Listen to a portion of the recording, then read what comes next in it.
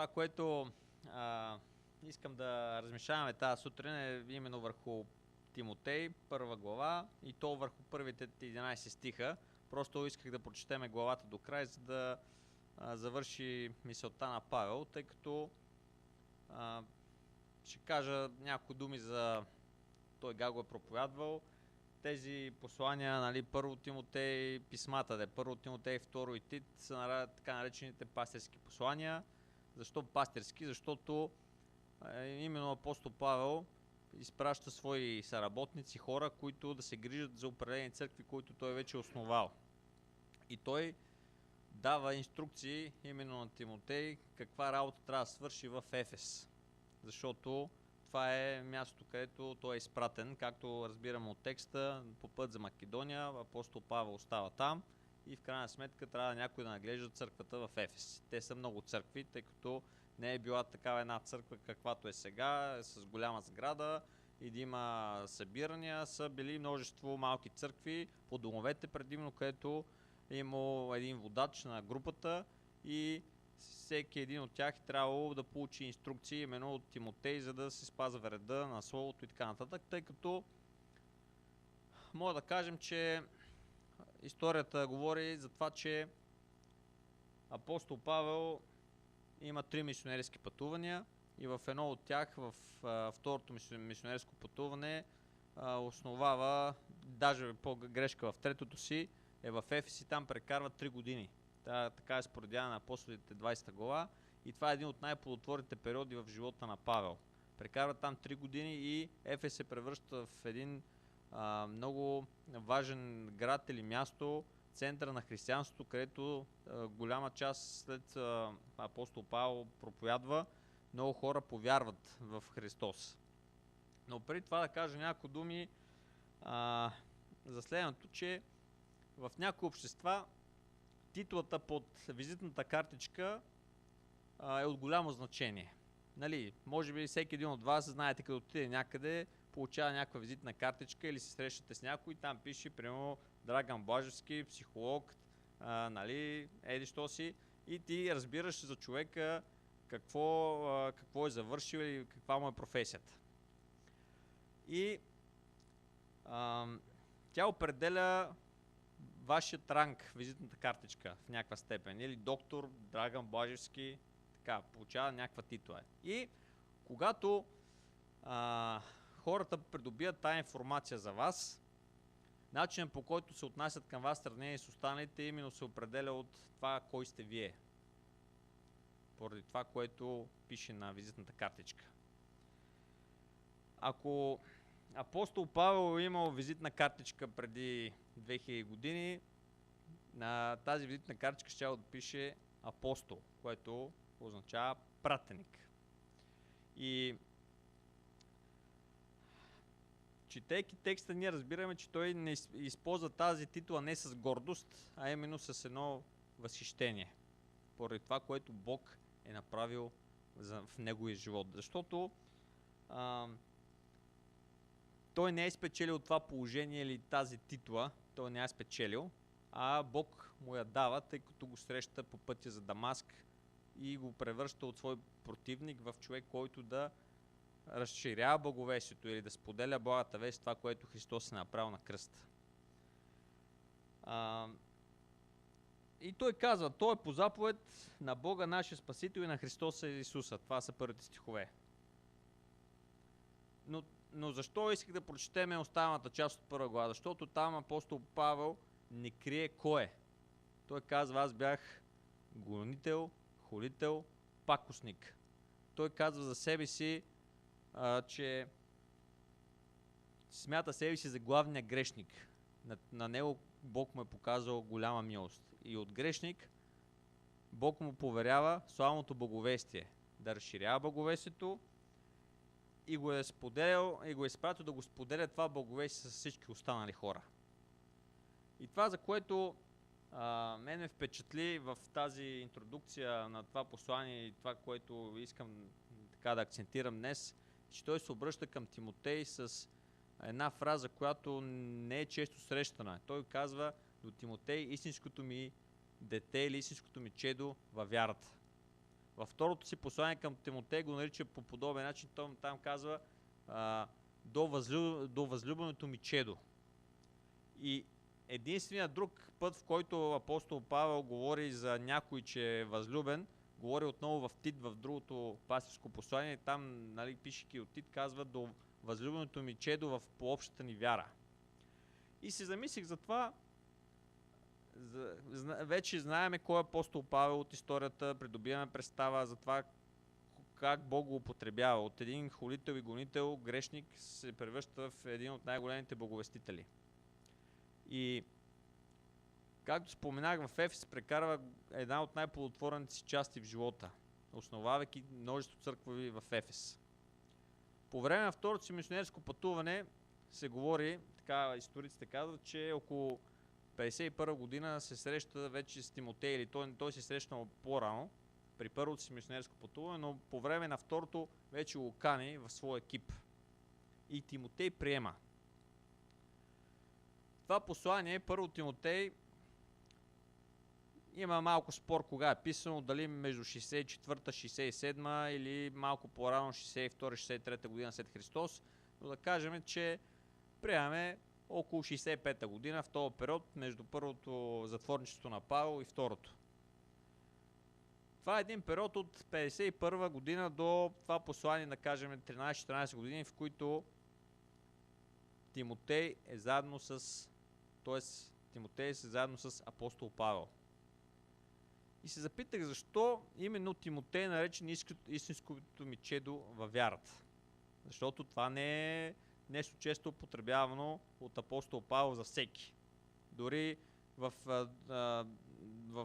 това послание 6 глава казва ти Божий човече. Нали, го определя като Божий човек. Името на Тимотей означава почиташ Бога. Почитан от Бога.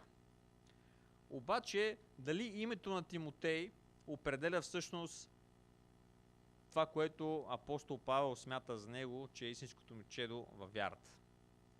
И знаете, докато така разглеждах събитията, свързани с живота на Павел, така попадна това, че Тимотей е пращан навсякъде от апостол Павел. В Солун, в Берия, в Филипи, в Коринт, тук го праща в Ефес. Тоест, той е човек, който показва едни качества, които не всеки ги притежава. Показва една верност, лоялност, последователен, постоянен, тъй като, четейки цялостната Библия, разбираме, че мнозина хора са тръгвали с апостол Павел да му помагат в делото, но накрая или го изоставили, или са се превръщали в противници на вярата. Поради различни учения, басни и така нататък.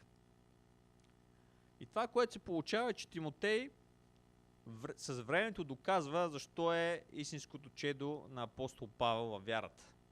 Дори, много интересно, в посланието към филипяните, вижте какво, ще прочета няколко стиха от 20 до 22 стих. Павел говори за Тимотей следното. Защото нямам никой друг на еднакъв дух с мене, който да се погрижи искрено за вас. Понеже всички търсят своето си, а не онова, което е Исус Христово. А вие знаете неговата изпитана вярност, че той е служител с мене в делото на благовестието, както дете слугува на баща си.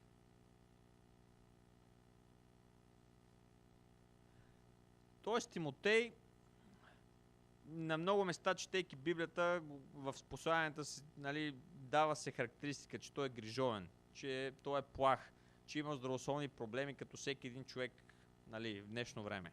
Въпреки това, той показва именно тази зрялост и тази вярност към апостол Павел, грижики се за неговите нужди, там където се налага той да отиде. И Тимотей е имал нелеката задача, всъщност, бидейки изпратен на определено място, той да се справя с проблемите в църквата.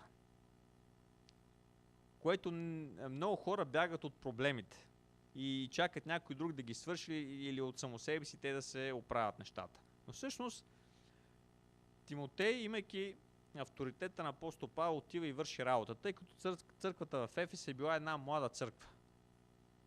Ако апостол Павел отива 54-57 година в Ефес, минали са близо 10 години, даже по-малко, в което той праща Тимотей там. Тоест минали църквата една не повече от 7-8 години, откакто е родена църквата. Естествено, като всяка една църква има проблеми или има хора, които се опитват да разрушат Божия ред или начина, по който апостол Павел е основал църквата. Дори самия той в Деяния на апостолите 20 глава говори за това, че от вас ще произлезат вълци в овчи кожи, които се опитат още след моето тръгване, нали, да сменят учението и така нататък. Той ги предупреждаваше тогава, когато основава един вид общността в Ефес. Си замислих за това, че има една много красива картина на взаимоотношение между баща и син, апостол Павел Тимотей, или на ученик, учител, ученик. И виждаме как Тимотей е доверен човек, който върши работата на апостол Павел до край. И затова той го нарича истинското момчедо във вярата. Замислих се и се запитах този въпрос. Много от нас казваме, че сме християни от вече 20 години, 30 години, че много знаеме в църквата, че седиме отдавна. Обаче, дали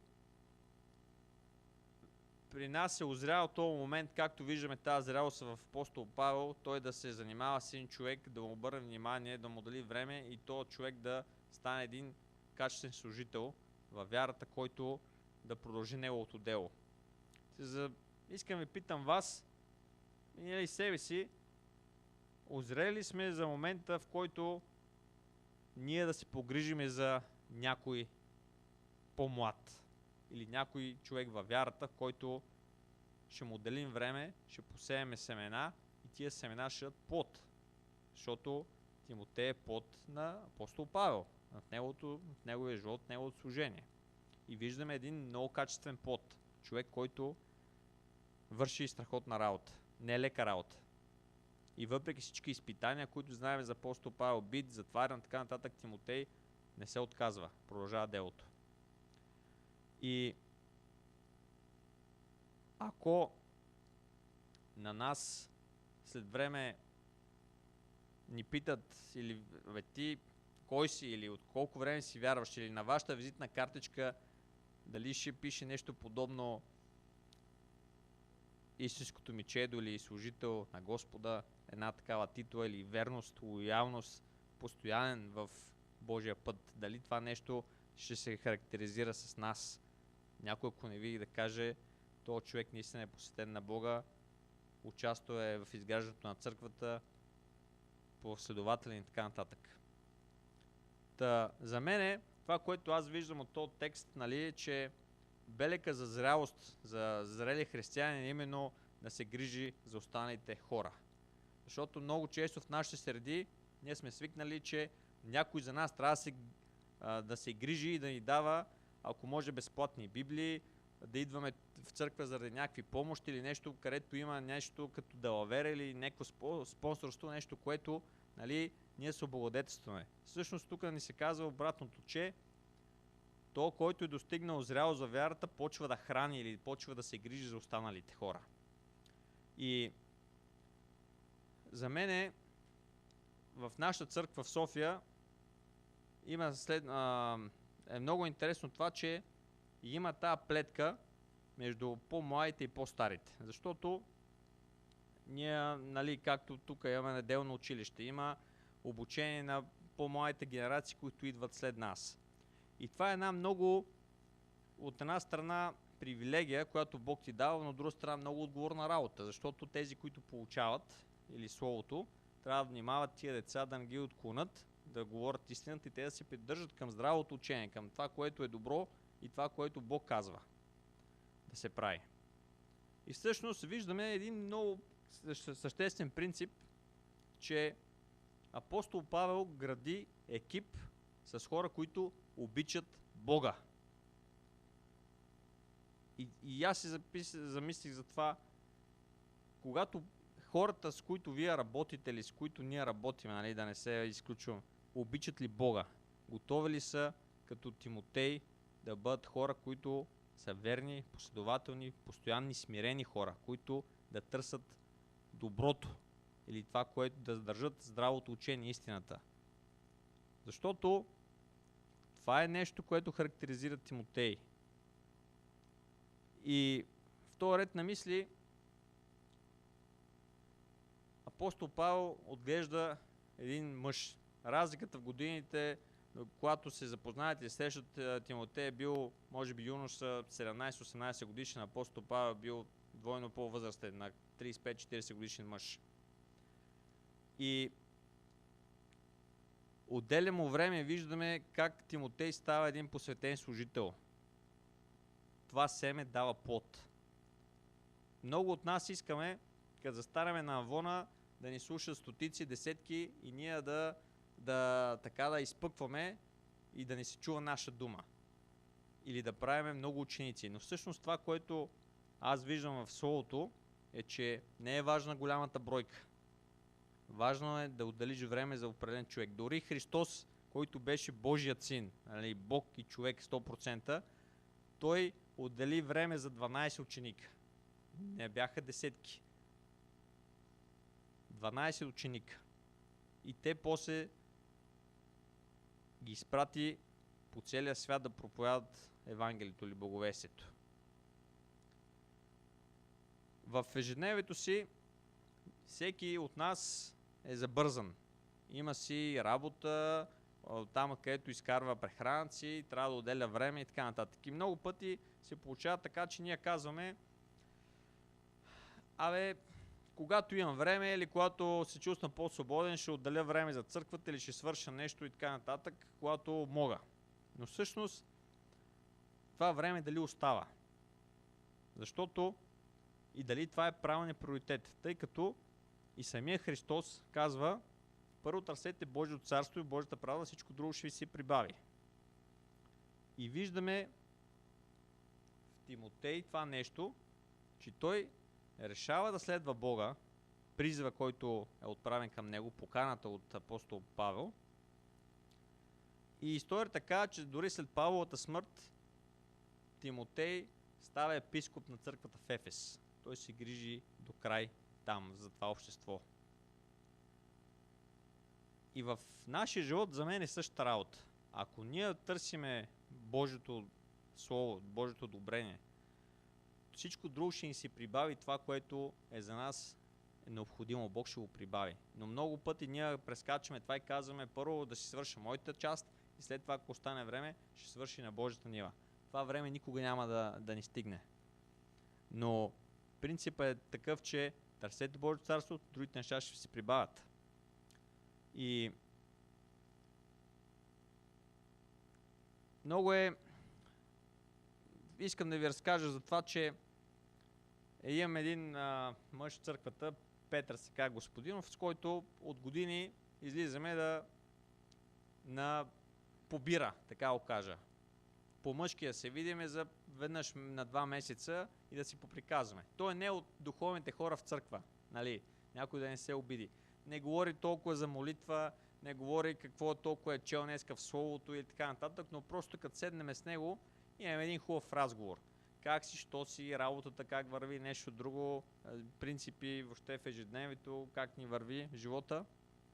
И този мъж, мога да ви кажа, че покрай работата си или покрай това, че ние споделяме живота си, аз мога да го чуя или той може да ми сподели вярата си за това, което е достигнал като опит.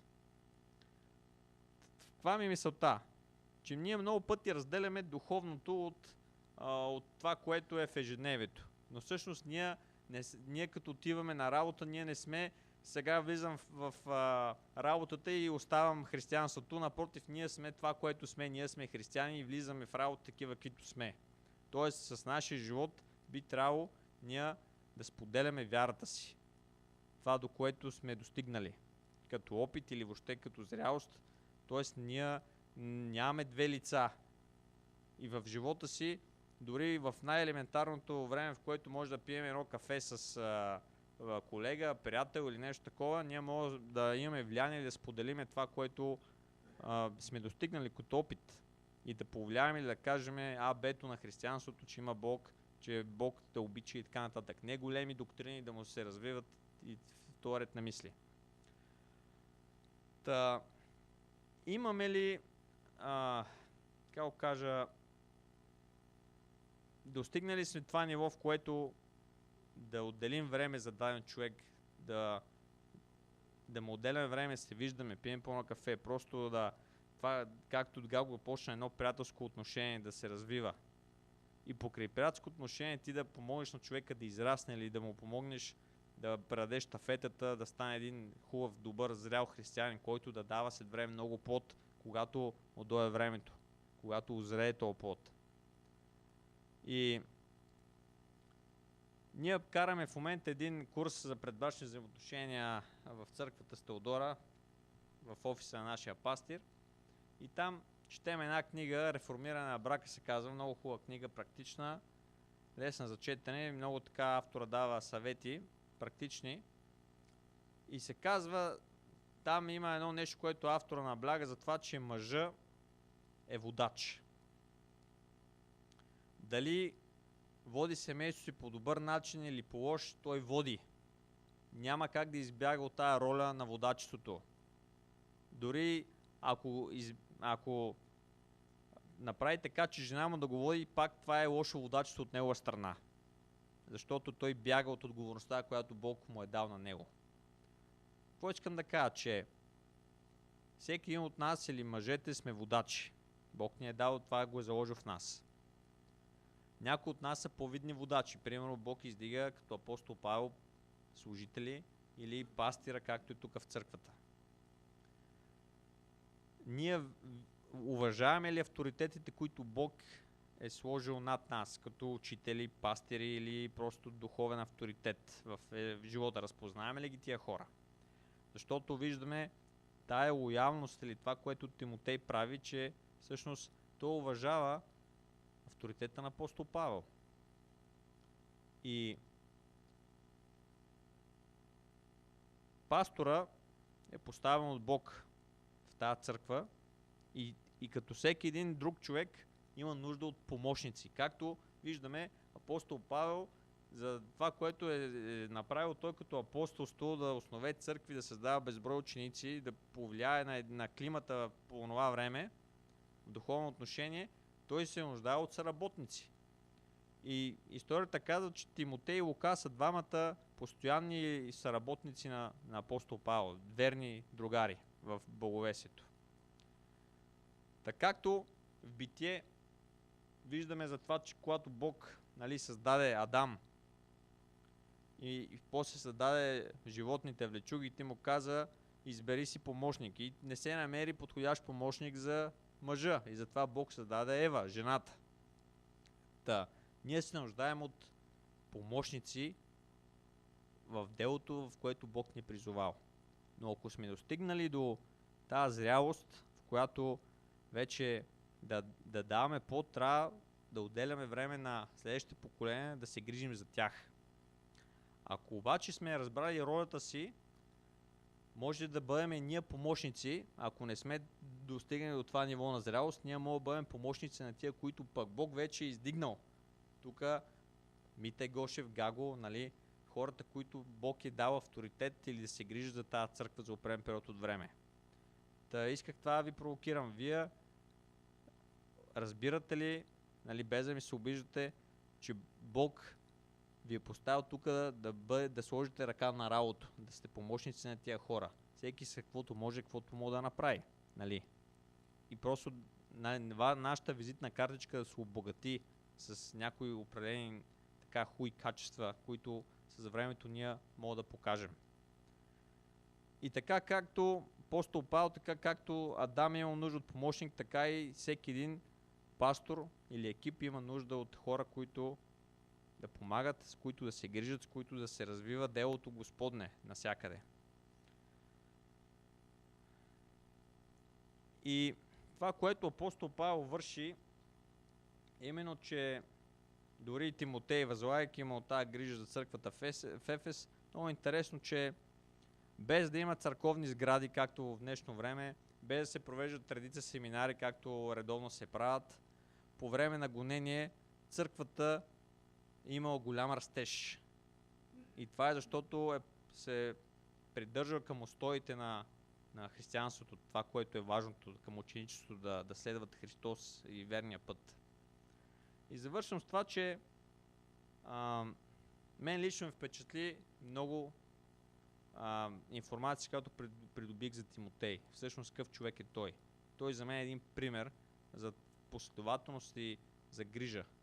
Защото всеки един от нас има период, в който има нужда от подкрепа, има нужда от помощ. Дали ще бъдат финанси, дали ще бъде време просто да седнеш да отделиш, дали ще бъде нещо друго. Но делото Божие, Бог така го направил да има авторитети, които да се следват и заедно с това помощници, които да продължават да слагат ръка на работа. И наистина това, което